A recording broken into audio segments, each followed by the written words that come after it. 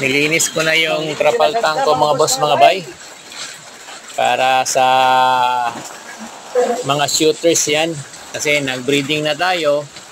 So mga ilang araw may fry na tayo at magiging fingerling. So yung mga shooters, yung unang lumaki na mga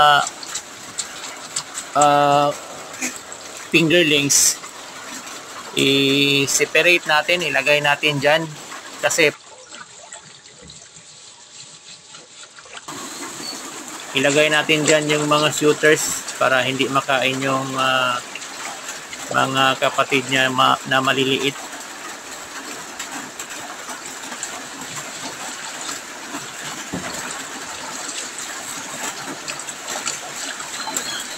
So, yan lang po mga boss mga bay.